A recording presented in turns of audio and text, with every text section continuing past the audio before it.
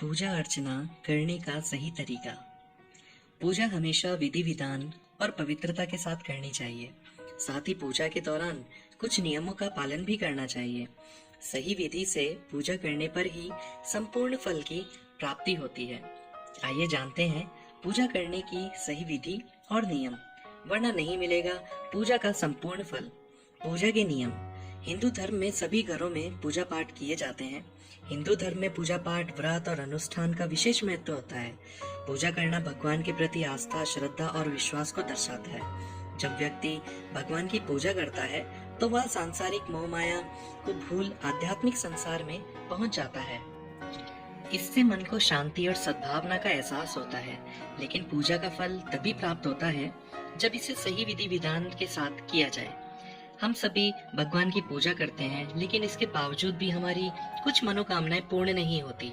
दरअसल ये सब पूजा के दौरान जाने अनजाने में हुई गलतियों के कारण होता है। इसलिए हमें पूजा का संपूर्ण फल प्राप्त नहीं हो पाता। इतना ही नहीं, गलत विधियों से की गई पूजा दुर्भाग्य का कारण बनती है। जानते हैं पूजा पाठ के दौरान किन किन बातों का रखना चाहिए ध्यान। पूजा कभी भी खड़े होकर नहीं करनी चाहिए और ना ही खाली फर्श पर बैठकर पूजा करनी चाहिए। पूजा करने से पहले फर्श पर आसन बिछाएं और आसन पर बैठकर ही पूजा करें। बिना सर ढके भी पूजा नहीं करनी चाहिए। मान्यता है कि बिना सर ढके पूजा करने के इसका फल प्राप्त नहीं होता है। पूजा के दौरान सिर ढकना भगवान के प्रति श्रद्धा भाव को दर्शाता है।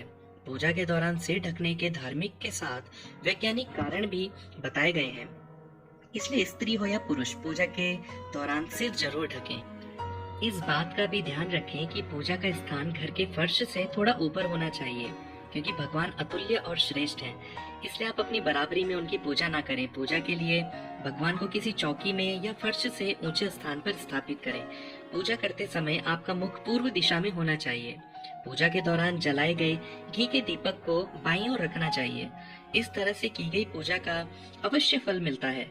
इस पवित्र सावन के महीने में महादेव की अपने सभी भक्तों पर कृपा बनी रहे।